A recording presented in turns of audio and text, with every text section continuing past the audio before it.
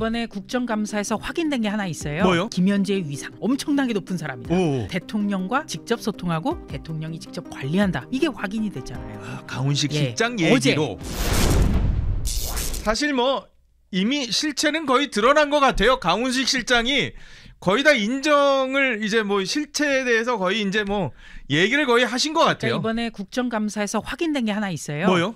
김현지의 위상. 아, 그래요? 예, 엄청나게 높은 사람이다. 오. 대통령과 직접 소통하고 대통령이 직접 관리한다. 이게 확인이 됐잖아요. 아, 강훈식 예, 실장 얘기로. 어제 그렇죠. 강훈식 실장의 답변에서 어제 또 확연히 드러난 거예요. 맞아요. 그러니까 강훈식 대통령 비서실장이 어제 국회 운영위에서 강선우 전 여성가족부 장관 후보자가 사퇴 과정에서 김현지 대통령 부속실장과 소통했다는 논란과 관련해서 질의를 받자 이렇게 얘기를 했어요. 예.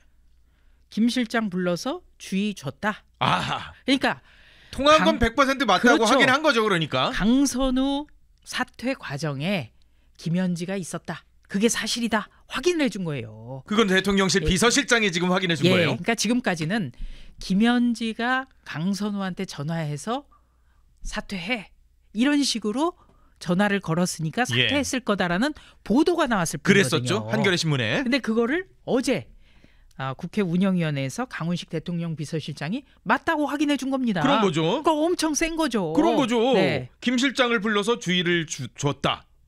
전화 통화를 했다는 거를 네. 확인했다는 거니까. 그러니까 정청래 대표가 당시에 예.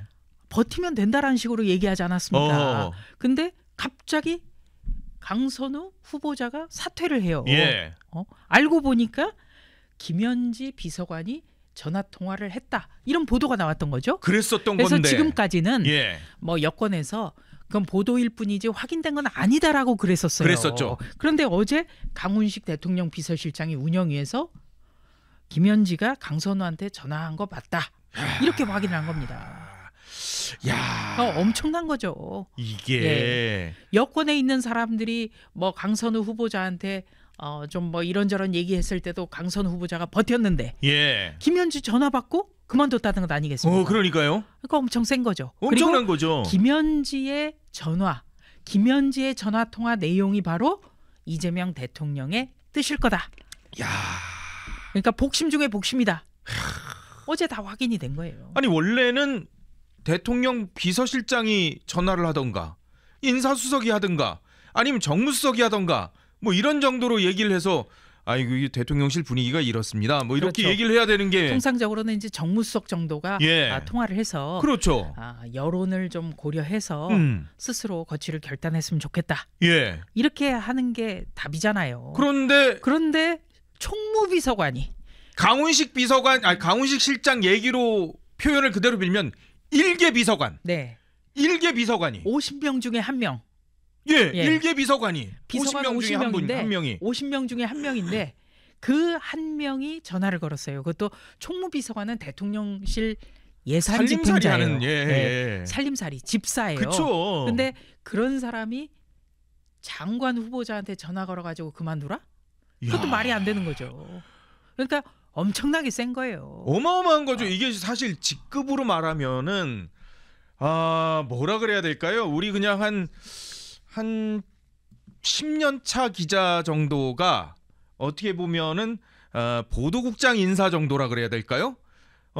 그런 정도의 인사 혹은 부장급 인사에 대해서 인사가 났는데 부장 안 되겠는데?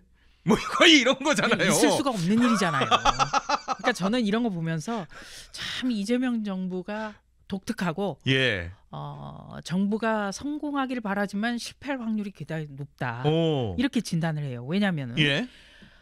김영삼, 김대중 대통령 때는 자녀 문제가 대두가 그랬었죠. 됐어요. 계속요. 네. 예. 그리고 노무현 대통령이 비극적인 죽음을 맞게 된 거는 가족, 결국은 예. 부인과 자녀 그렇죠. 문제였거든요. 예. 네.